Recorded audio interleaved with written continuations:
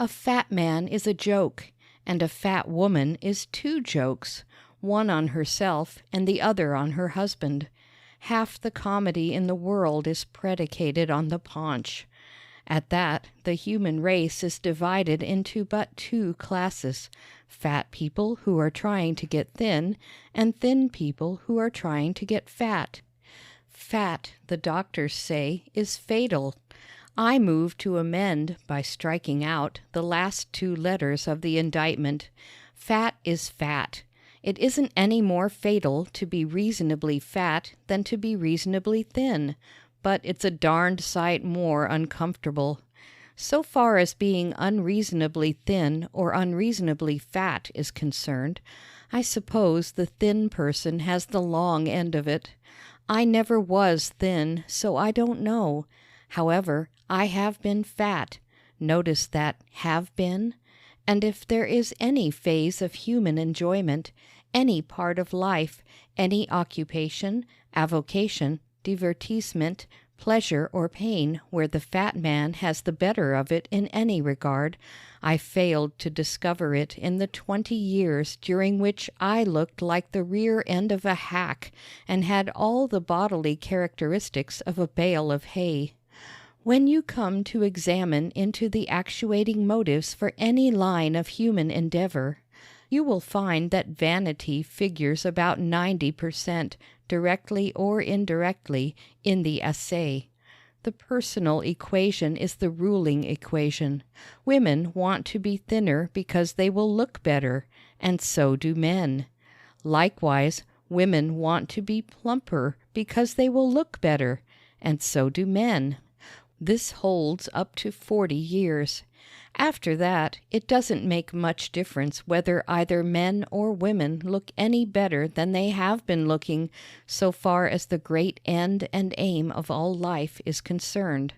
Consequently, fat men and fat women after 40 want to be thinner for reasons of health and comfort, or quit and resign themselves to their further years of obesity. Now I am over 40. Hence my experiments in reduction may be taken at this time as grounded on a desire for comfort. Not that I did not make many campaigns against my fat before I was 40. I fought it now and then, but always retreated before I won a victory. This time, instead of skirmishing valiantly for a space, and then being ignominiously and fatly routed by the powerful forces of food and drink, I hung stolidly to the line of my original attack, harassed the enemy by a constant and deadly fire, and one morning discovered I had the foe on the run. It always makes me laugh to hear people talk about losing flesh, unless, of course, the decrease in weight is due to illness. No healthy person, predisposed to fat, ever lost any flesh. If that person gets rid of any weight, or girth, or fat, it isn't lost. It is fought off, beaten off.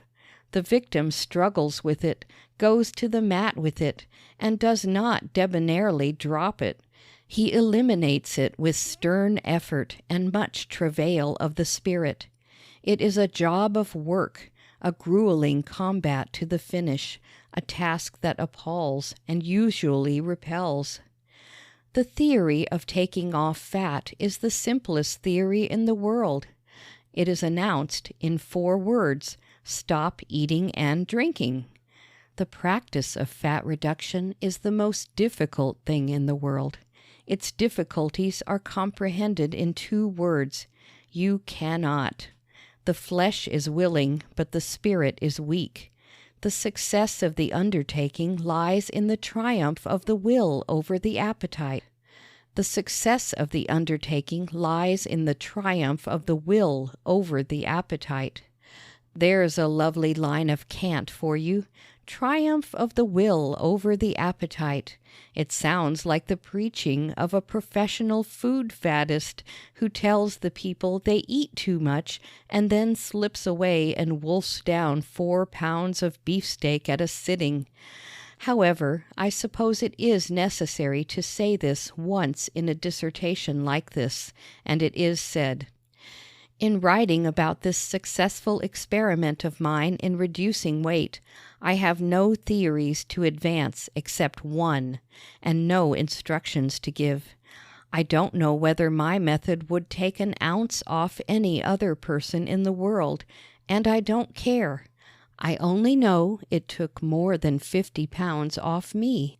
I am not advancing any argument, medicinal or otherwise, for my plan. I never talked to a doctor about it, and never shall. If there are fat men and fat women who are fat for the same reasons I was fat, I suppose they can get thin the way I got thin. If they are fat for other reasons, I suppose they cannot. I don't know about either proposition. I have great respect for doctors, so much respect, in fact, that I keep diligently away from them.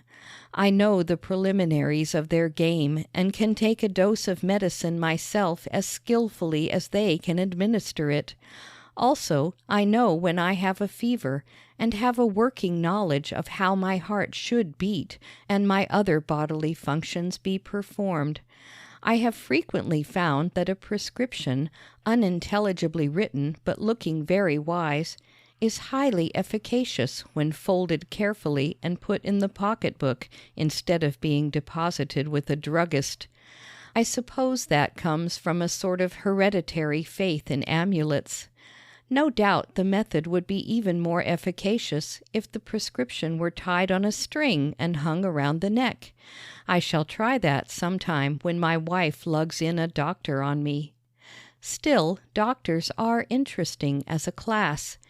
After you get beyond the "let me feel your pulse and see your tongue" preliminaries, they are versatile and ingenious. Almost always, after you tell them what is the matter with you, they will know, not every time, but frequently. Also, they will take any sort of a chance with you in the interest of science. However, they generally send out for a specialist when they are ill themselves. When you come to think of it, that is but natural. Almost any man, whether professional or not, will take a chance with somebody else that he wouldn't quite go through with on himself. Besides, doctors treat comparative strangers for the most part, and the interests of science are to be conserved. Almost any doctor can tell you how to get thin. To be sure, no doctor will tell you to do the same things any other doctor prescribes, but it all simmers down to the same thing. Cut out the starchy foods and sweets, and take exercise. Also, don't drink alcohol. The variations that can be played on this simple theme by a skillful doctor are endless. When a real specialist in fat reduction gets hold of you, a real, earnest reducer, he can contrive a diet that would make a living skeleton thin, and likewise put him in his little grave.